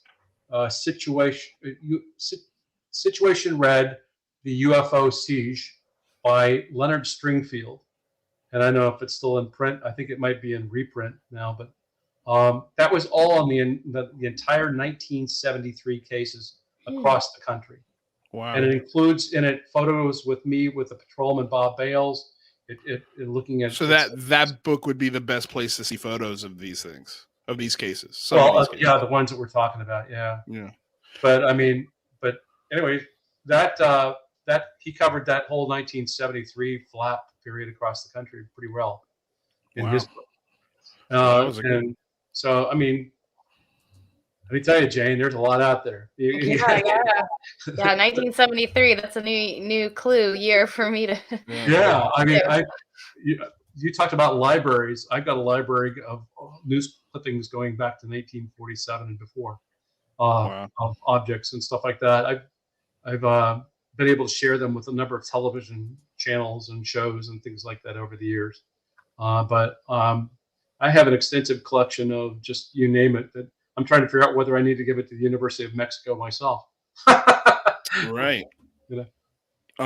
Christopher Plain, head science writer over at the Debrief, asks, is the SCU currently reviewing any videos or images that they're hoping to do a report on or presentation on at the conference? Yeah, well, Okay, so we're still doing the peer review work, but we've done the analysis of the rubber duck case, Okay. right? And so that report's been rewritten, and then we're having it go through peer review, and we got some of our people who reviewed it that said you need to make some changes in the paper. So that is about ready to come out. So that's on the rubber duck incident down in that was a Homeland Security vehicle down in Arizona. Yeah. Can you give us? I don't want to ruin the Spill the conference, beans? but yeah, can you spill the beans a little bit? I mean, because look, when we looked at it, and I remember we had Jeremy McGowan, who's part of U.A.P.s, and you know the consensus, at least from not actually doing the math on it and the video analysis, but the first gut reaction to it was, yeah, this is a drug running drone. You know, this is something that's running drugs over the border and moving at a pretty decent clip, and it lands, they switch out the batteries, and then the drone goes back over the other side of the border. Can you say whether or not that first gut reaction to it was accurate? Well, let me put it this way. It makes more sense that it might have been something like a drone or something of that nature, just the way it looked and it appeared, as opposed to something that was more like, if you think about it, like something that would be like a UFO that's been reported. Right. It had an unusual shape, but there's characteristics about the actual video itself. And by the way, I'm going to be covering this again on the History Channel because they want me to comment on that same video. But ultimately, it's a situation where the object is white, completely white. And if you know about that video about thermal, you know that typically, like when something's white, especially when it's supposed to be black hot, and you have that kind of a palette when you're thermal contrast, where you might choose the setting of being black represents hot or hotter than the other objects. Right. Okay. Well, in this place, it was extremely cold, and there didn't have any kind of like an indicator of anything that, I mean, if you take and put that same object at like whatever 2 o'clock in the morning or whatever like that, and you did a drone and you were looking at it thermal, it wouldn't look like that. It wouldn't look at all like that object, like a rubber duck, if you would. Yeah. And so then you had to also question, well, is it some sort of I want to say like there have these like payloads you can carry on, like a parachute, maybe the balloon burst and it's got a parachute and it's coming down, and that explains maybe like why you would see something that's smaller being followed by something that's larger, and your perspective on it might be shifting as you're going around it. But then you have to understand that the thing was up there for 40 minutes. Yeah. 40 minutes it was being filmed. Right. And if it's a parachute dropping or something of that nature, it wouldn't stay up there that long. Right. And it's definitely not a parachute. So it didn't have a drone signature. And it didn't have a parachute signature, by the way. It didn't have anything other like that corresponds to anything you typically can understand logically, right? Right. So then you're left with, well, how do I explain what I saw? And you're left with it being like, much like in the Aguadilla case, if you can't say that it's a drone, you can't say that it's a bird, you can't say that it's this, and you can't say that it's that, then you're left with it being like, well, it's unconventional or it's unknown, and I can't explain it, right? Right. I have no explanation for what could do that. Much like I could not explain to you what could create that 70-foot in diameter area, right? Right. When you try to like rule out the logic and you come down and you're left with the illogic, I guess you might say, that I can't explain it. And that's what you get with that as well. Now, what would have been really helpful is if the pilot had switched, instead of just having it for 40 minutes on thermal, to have had it switch through different modes, and there are different modes you can go through. And the question would be like, would you get anything different that would have revealed something? Right. But because you're looking at thermal, you're looking at temperature. You're looking at the reflectivity of whatever that object, or the emissivity of it, or the whatever that it emits to you in the way of a form of heat, and it gives you a thermal contrast. So we just don't know what it really is. Really, well, that's what the ultimate conclusion is going to be. Yeah. is that you're left hanging and calling it a UAP. It's an unknown. You can't. Yeah, it's unidentified. It's a. I think that's a big win for the guy who released the video, because I know he caught a lot of flack for releasing that video because people wrote it off. And I mean, look, we were one of the shows that got on, and we were roundtabling this thing, and of course we prefaced our ideas with, "Hey, we could be wrong on this because the proper analysis hasn't been done." But the thing that struck me about it, and why I thought was a drone the most out of anything, is we've got 45 minutes of footage. And like you said, there's no camera switching on in it. There's no cockpit recording to it. And also there's none of the 5 observables, as far as I can tell, that are being displayed in this video. So for me, that's what I was like, this is interesting, but for me, it's not compelling enough. Like, I think the Agua Dia footage is infinitely more interesting than this. And I'm with you on that, because ultimately, like when you're investigating cases and somebody's describing to you that they saw a light and move in a consistent direction at a consistent speed, you tend to want to think of it as being a conventional object, correct? You know, and so ultimately, your mind is thinking that it's potentially that's the best fit for it, because it didn't make any of those like 90-degree turns, or it didn't make any other kind of thing. And it's more likely that's what it potentially could be. But you have to also consider that there's other factors to that. Well, let's say it did move consistently, but it had other kinds of things with it. Like, for example, it didn't have like the strobe lights on an aircraft, or it didn't have certain other things. Then you have to like say, well, wait a minute, what is that? You know, and you start to do the mind checking in terms of figuring out, well, what else could it be, and how could you reproduce that, right? And so that's where with Agua Dia case, for example, well, what's in the air and then goes in the water and splits into 2, and it's like, I don't know, nothing, like, nothing ever that I've seen on video. If you can somehow help me with that, then great, then we have an answer for it. But until then, it's UFO, right? It's a UAP, right? You hear that, McGowan? You were wrong. You're wrong on the rubber duck, McGowan. I'm kidding. I'm kidding, buddy. Did you have something to say? Rather, we got a couple more questions before we get Rich out of here. I'm just kind of curious, what you think the smoking gun might be that would convince everyone? Do you think that we'd really need like a video of something doing those 90-degree turns and instantaneous acceleration, and do you think that might be coming soon? I actually believe that the government's got plenty of evidence that would knock you on your socks, right? I mean, Lou alluded to the fact that he's got close-up, clear as bell kinds of pictures and some other things. And we don't know what's in that classified briefing that they're looking at, right? Can I stop you right there for a second? I'm sorry. I kind of also want to squeeze in another question right here. And I almost forgot to ask it, but rather is bringing up a great point here. I agree with you. Lou is sort of giving us these hints that in these classified briefings at the highest levels of our security apparatuses, they're seeing something different than obviously what we're seeing. Can you give us an opinion as to what would compel a senator, and what do you think this briefing kind of looks like, and what then would compel that senator to say, okay, we need to write a law to get to the bottom of this? Like, what do you think they're seeing that we're not? Well, I think that they're probably seeing the fact that there's an unusual shaped object. I mean, Lou alluded to the fact that they saw a triangular shaped object that came up out of the water, right? Right. I mean, if you saw that came up and did some incredible maneuver or something like that, where you couldn't figure out logically how that was working, and it was very clear, that would be pretty doggone compelling. And I think that there's evidence like that, I believe, that are within the government, that if you take a look at just how long that they've been investigating it, whether it's in Blue Book files that were shipped somewhere else, and by the way, not all Blue Book stuff were released. There were secret documents and stuff that were never released. And they gave, it's more than documents. They gave you videos and everything else.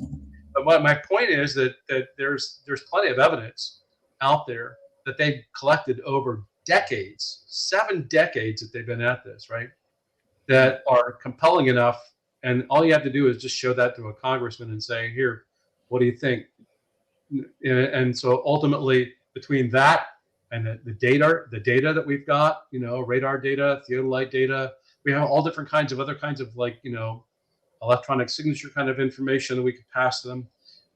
There's enough evidence out there. In fact, we don't even need to do another case to convince them.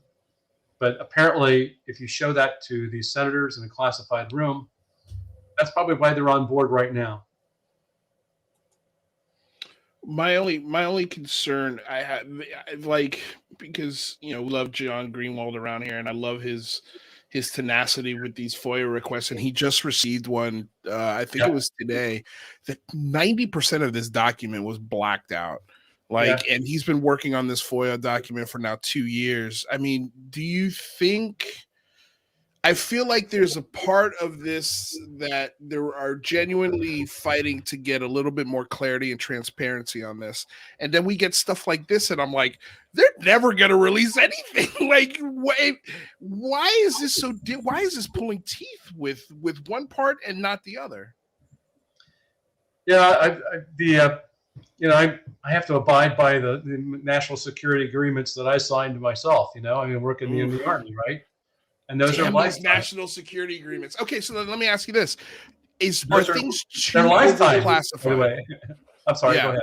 No, but are things too overclassified? Yes. To answer your question, yes. Yeah. There's no reason why they had to black out the word "the." Right. I mean, come on. Every part of that document has been blacked out, and there are words like the word "the" and everything else. You blacked out those words for what reason again?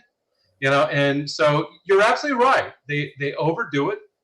We don't want to pass out information about maybe an individual, or we don't want to pass out like an operation that we're doing, our tactics that we use to be able to do it. I can understand those types of things. But at the same time, there's no reason to do the entire document like that at all. Period. Right. And so I'm with you on that. I think that's right there. That should be contested. And I think that they should be able to get a little bit more than that. And I hope and wish that John would continue with that if he can do any more pressing. And I think that having people like Lou and Chris Mellon on the Hill, they should be able to help us out to be able to put the pressure on and get. They are. They definitely are. Yeah, and so I'm encouraged by that. I think that over a period of time, you'll start to see a little bit more. But we have to be very careful of whose hands the responsibility for this particular effort is going to be in, or we could be sunk back into the Project Blue Book days, where we don't. All we get is a little. Here's the number of sightings we looked at, and that's all. Right. Yeah, because I mean, we've been saying on this show, look, if they wanted to nip this conversation in the bud, they could do it at any second. They did it with Blue Book. They could do it today, and they're not, which is encouraging, but at the same time frustrating because they're not really bringing any clarity yet. But I also understand that from our perspective, we have to be a lot more patient. I mean, we literally just passed the law. The office isn't even established yet. There's still a long way to go. It's a process, not a sprint. So they have to figure out how they're going to structure themselves, who's going to be responsible, how they're going to collect the information. They got a lot of work on their plate, so it's going to take. And government, it doesn't work overnight. They try, but it's there's a lot to this. And think about it, to have agencies and suddenly everybody cooperating and sharing information, that's another thing, right? It's got to be worked through. And so you have all that interagency sharing that's got to happen. You have to change a culture where, like before, you were threatened if you talked about it having a UFO report or sighting. Right? No, now suddenly you want me to tell you this stuff? You're actually not going to come back and kick me out of the service or have me go through a psychological exam. There's trepidation there. Yeah. It's going to take a lot of time. So we only got a few minutes here left. So if you can answer this one these last two questions as quickly as possible. Again, from Christopher Plain, it sounds like Rich is 100% behind non-human explanation for some U.A.P.s. Is that accurate? That's absolutely correct. Okay, cool.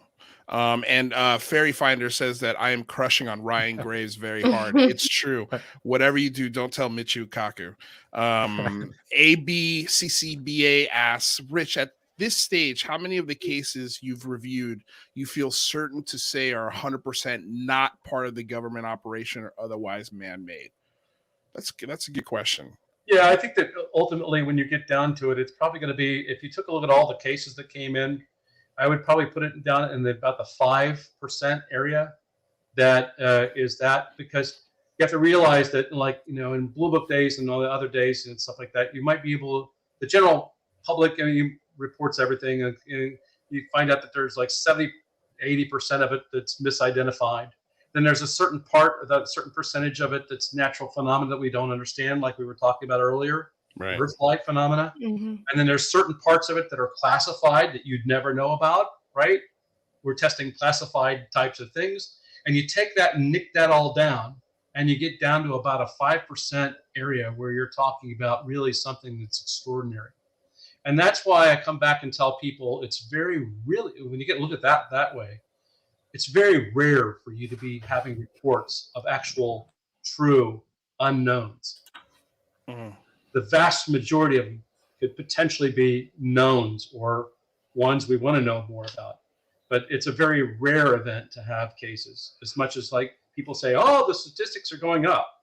Yeah, that's great. That's great. But, do the investigation and do the legwork and find out. You can explain the majority of those cases. Real quick, let's just go over again where people can find information on the upcoming conference, the 2022 SCU Anomalous Aerospace Phenomena Conference, and just to go over the prices, you guys, for you to attend either virtually or in person. So if you want to have access to all these speakers and just stay at home in your underwear, $90. I think that's a pretty fair price for that. And then you've got in person, so you've got your regular attendees is at $250, and that covers 4 meals plus beverages, access to all the events at the conference, and all of the proceeds go to help speaker costs and, of course, the food and venue.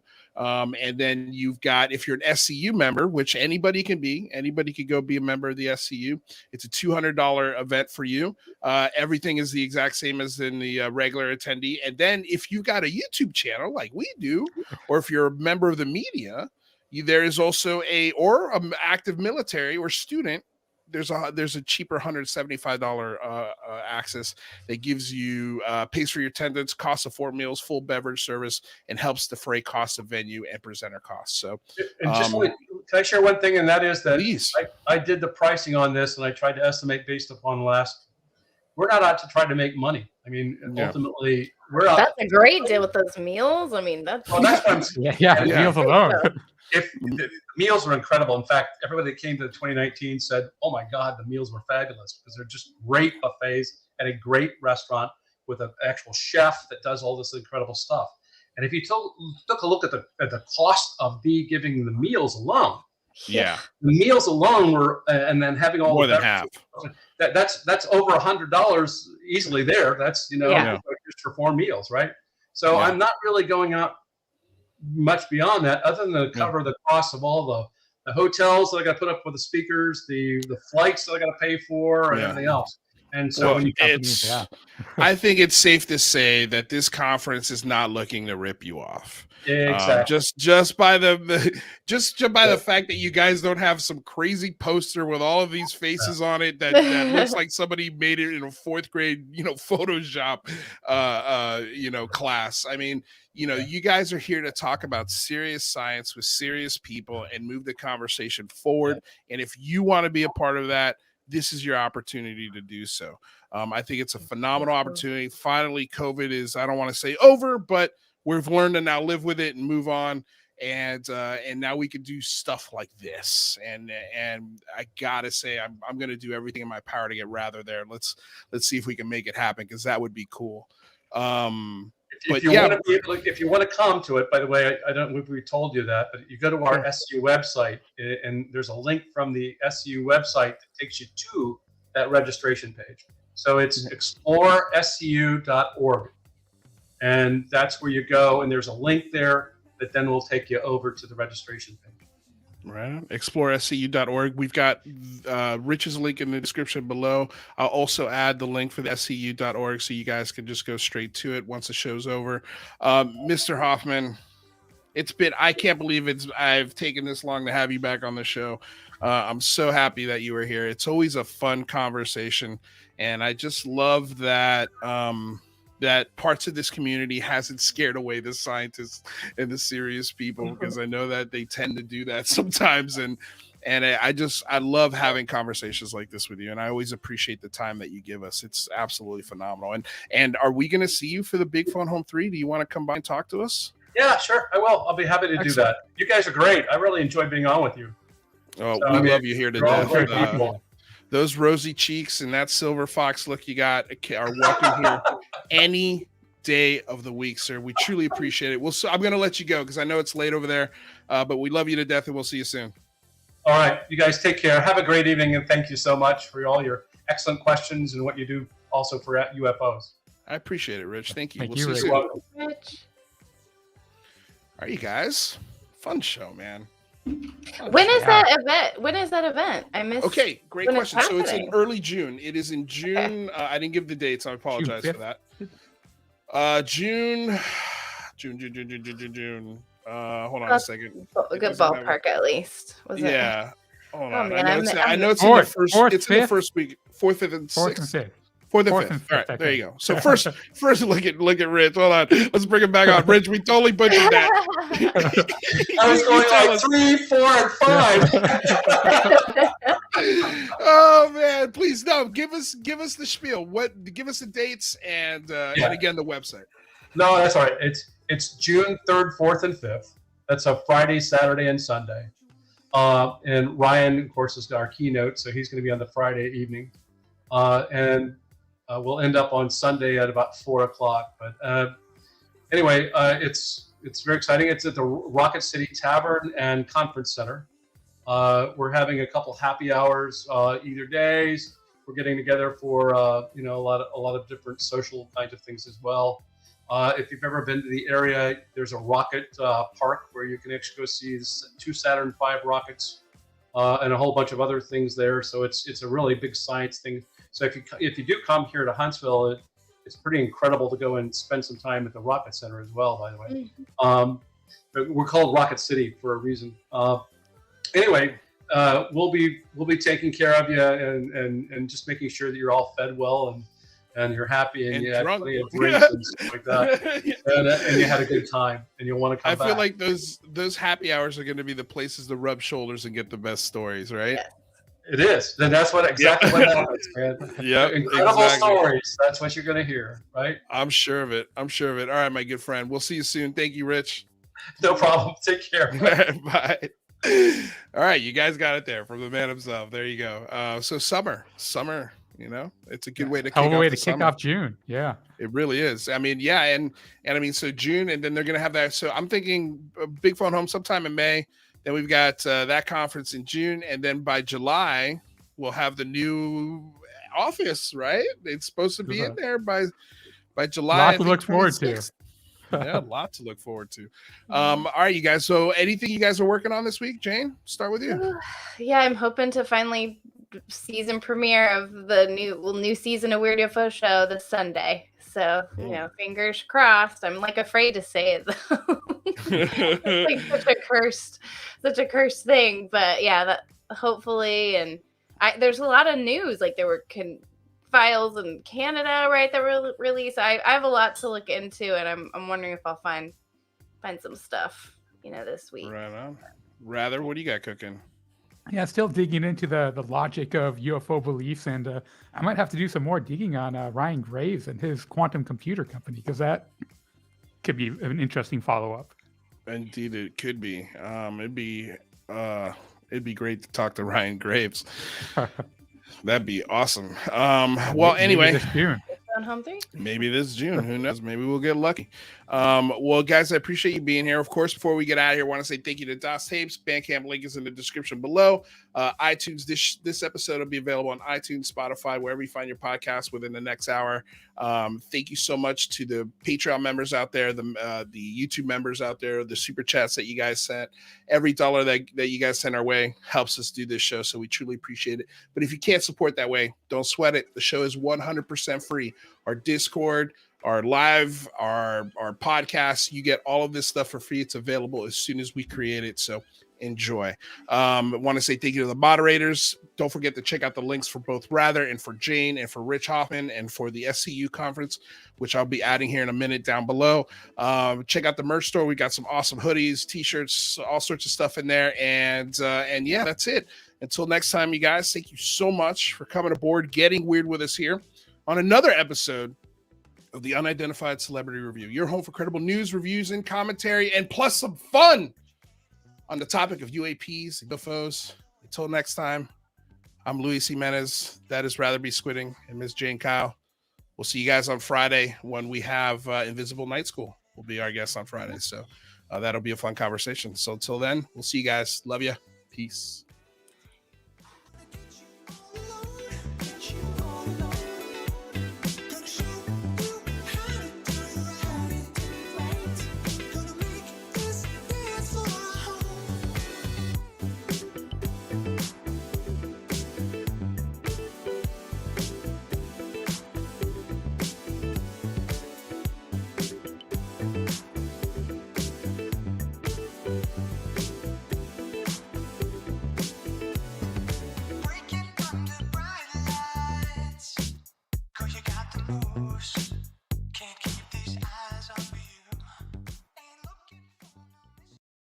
I'm going to tell you all right now, all of these wonderful people would not be here without Patreon supporters like you. If you enjoy credible news, reviews, and commentary on U.F.O.s and U.A.P.s 5 days a week, you want to support this show. What's your name? Marty. Marty, look how easy this is, Marty. Pick up your phone. Boom! You're a Patreon member. I mean, look, it's so easy. You just click the link, which is right here. Just for $1 a month, you can support this show. Just fill out the information and pledge what's comfortable for you.